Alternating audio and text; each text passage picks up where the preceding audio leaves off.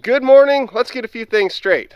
Bad Jeep, good Jeep. So today we're going to take some parts off the bad Jeep, put them on the good Jeep, and I'm going to tell you why that's the bad Jeep and why that's the good Jeep. Sound good? Sounds good. Let's go.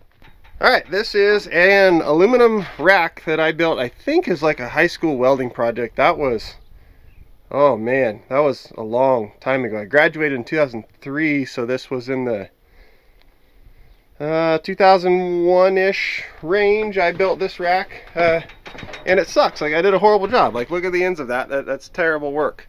And the welds are very much bad, and I can do way better now, but I've just never redone it because it works. Now, I've had a whole lot of Jeeps over my off-roading career, and I think that rack has been on every one of them at one point or another. Plus, whoever my silver Dodge is, it spent some time on my silver Dodge, so it sucks, it's terrible, but it works great, and I just can't stop using it. So to continue that theme, we're going to take it off of this Jeep and put it on this one. So as you can see by my back seat area here, I need more storage options because I want to put Riley's car seat right here, and I don't want any of this stuff in the back with her. Alright, exactly what I was afraid of is I bolted through the bottom of the box, through the bottom of the rack, and to the roof rails there. I was kind of hoping I could just unbolt the rack from the roof rails with the box still bolted to it and just transfer it over, but I'm gonna have to separate all of that, which kind of sucks, but oh well. Now I know what you're saying. What are you gonna do for storage on the Cherokee once you take the storage off the Cherokee? And the answer is nothing. I think this is gonna be retired now.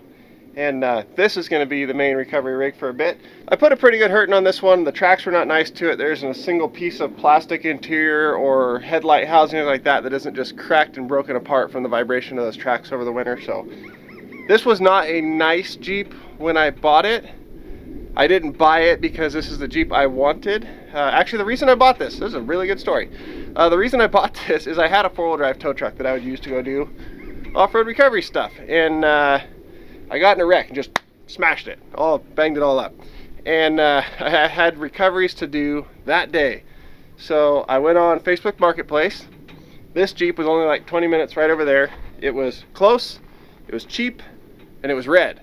So I drove over there, I bought it, came home, I bolted the winch on the front, and I went out and did an off-road recovery in the snow. And it was, I think, 42 days straight before this Jeep had its first day off. So this Jeep was bought to be a very temporary solution, and then here, a year and a half later, it's still here. So it was never nice, never the Jeep I wanted and the one I wanted to build up and all that. So I used it, definitely got my money's worth out of it. I think I might turn it into a tough truck to go do the racing stuff, and we're gonna start switching recovery over to this one, especially now that the weather's getting nicer. So that's why all this is happening.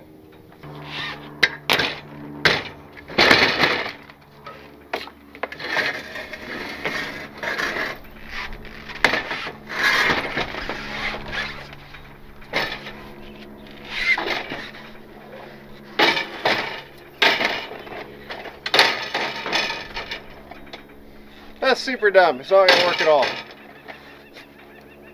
It's way too long, and the center bar of the cage has a big hump in it, so no go. All right, back over here. Ow.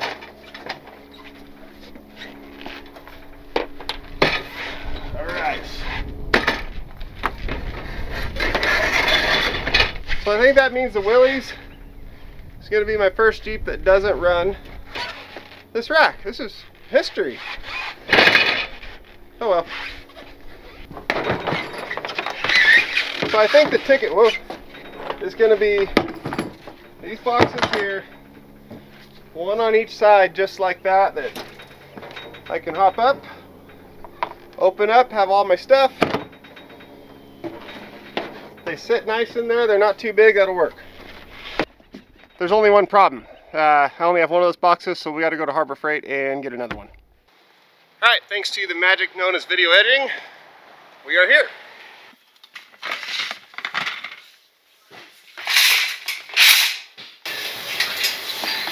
Alright, we got our case and few other things too. It is impossible to go to that store and not buy a whole lot more stuff that you're planning, because there's just so much stuff.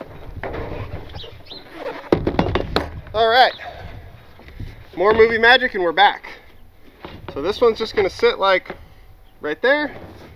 This one's gonna sit right here. There's this big hump in the center right here where the center bar sticks up. So they can sit on each side of that. It'd be perfect. And then to mount them, just gonna take this U-bolt, drill a couple holes right through the soft top and this box, go around the cage, clamp that on there, do the same thing in the back, 4 on each one.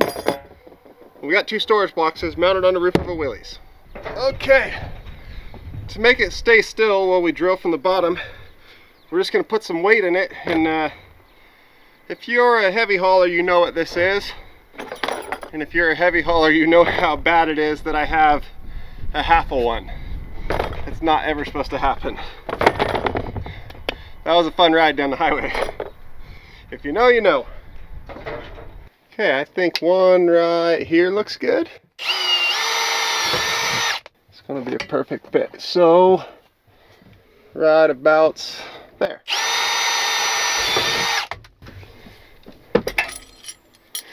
I hope that works. So when I am doing something like this, drilling holes to mount something, I always like to do the first set and then bolt the first hole or the first bracket in place, then go do all the rest, because that way it can't move. Because what happens is, if you drill these holes, then you go over here and drill these ones, and then go drill that one. If this thing moves it all in between, you come back and this one doesn't line up anymore. So I'm going to bolt this down, then we move on. Back up top. Open this. These might be way too long to even use the socket.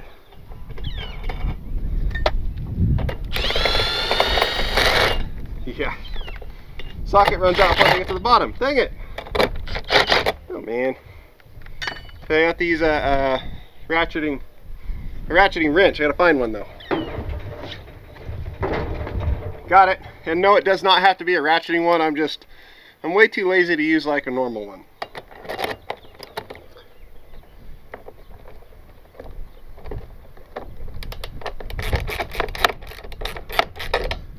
Alright, I am going to shut you off, because if you've seen one, you've seen the other 8, so no need to film all that. Be right back. Alright, we are done. Get our weight block out of here, and comment down below what you think happened to lead to me owning a half of one of these. Alright, so as you can see, we've got this all in here. We're going to take this down to the shop and take a cut-off wheel and cut all these off flush, and then load it with recovery gear. And as far as why I didn't like do this whole project, you know, in the shop where you do projects, I don't really have an answer for that. I just started it here and we're still here. So I'm going to run out of the shop, cut these off.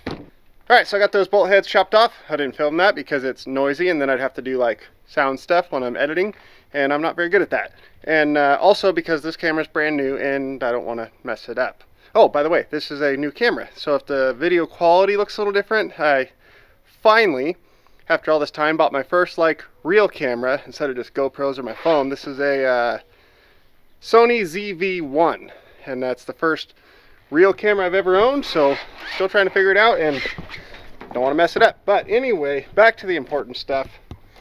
Here is side number 1. We've got 30-foot strap, a whole bunch of tree savers. It doesn't matter how many tree savers you have, you don't have enough.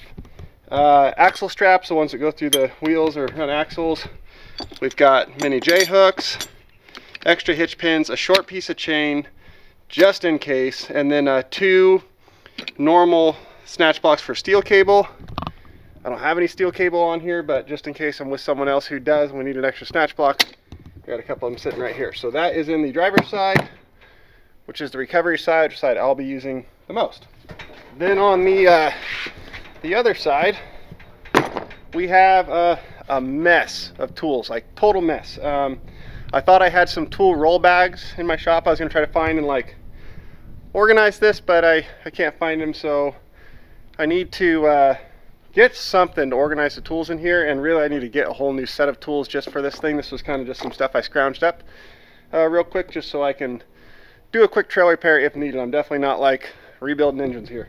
And then we have coolant, brake fluid, starting fluid, motor oil, tranny fluid, and gear oil, some rags, just some extra fluids just in case. That's all kind of in this side. This is the side I hope I don't have to open out on the trail. That's the side that I'm going to open a lot. So, and then down here we have it's no longer emergency food. That says emergency food. It's not. We have all of our soft shackles, snatch rings, and then my Yankum Ropes pull point that I put in the customer's tow hitch. So there's all kind of like the quick grab, use all the time recovery gear right there. The only thing that is still in the back seat is the Matt's Off-Road Recovery Yankum rope, but that's a totally soft thing that's not going to hurt anyone sitting back here if it bounces around. Winch remotes and controllers and cables, spare belts for the engine. I think there's like 2 of everything in there.